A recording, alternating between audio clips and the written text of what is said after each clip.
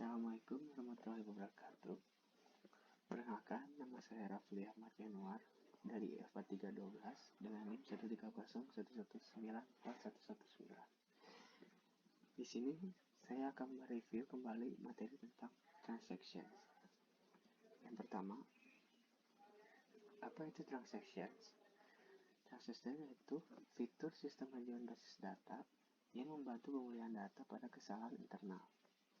Transaction pada basis data adalah kumpulan query yang harus dieksekusi sehingga jika salah satu eksekusi query gagal, eksekusi query Anda akan kembali ke awal.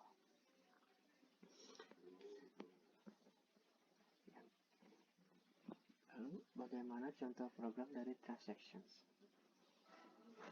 Contohnya itu, yang pertama, check balance. Contohnya, select balance from account where account number sama dengan 007. Yang kedua, if balance is sufficient, update balance, otherwise process end. Contohnya, update account, set balance sama dengan balance min 1 juta, where account number sama dengan 007. Yang ketiga, save data to withdrawal table, insert into, contohnya, insert into withdrawal values W324, March 14, 2017, 007, 1 juta. Yang keempat, commit.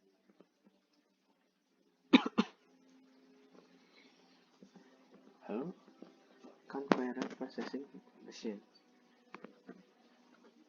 mechanism.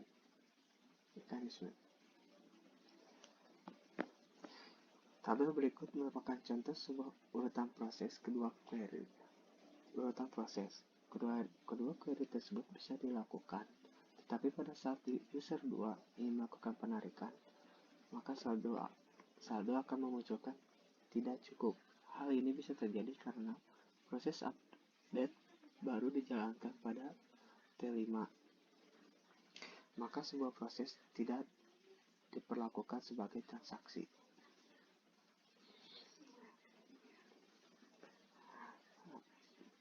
Tabel berikut ini merupakan contoh yang benar di mana user 1 melakukan proses transaksi sampai update dalam satu transaksi. Demikian juga dengan user 2, oleh sebab itu tercipta transaksi yang berfungsi sepenuhnya.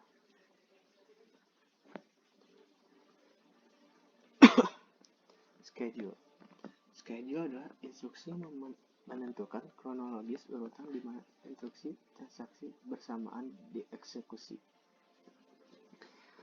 Yang pertama, jenis schedule. Yang pertama, serializable schedule adalah sebuah schedule di mana tidak ada transaksi yang berjalan ketika sebuah transaksi lainnya sedang berjalan.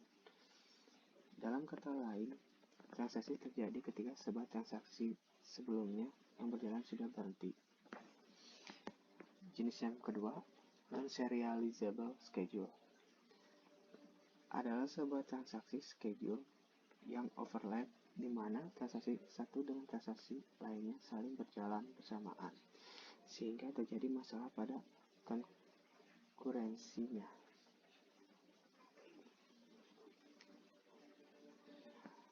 Berikut contoh dari serializable schedule dan non-serializable schedule. Yang atas ini adalah contoh serializable schedule. Proses transaksi terjadi ketika sebuah proses sudah terhenti. Bisa dilihat T2 berjalan ketika T1 sudah dicommit. Lalu yang bawahnya non-serializable. Terjadi non-serializable karena T2 berjalan ketika T1 belum berakhir.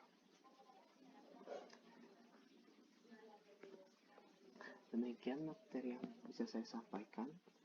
Kurang lebihnya mohon maaf. Wassalamualaikum warahmatullahi wabarakatuh.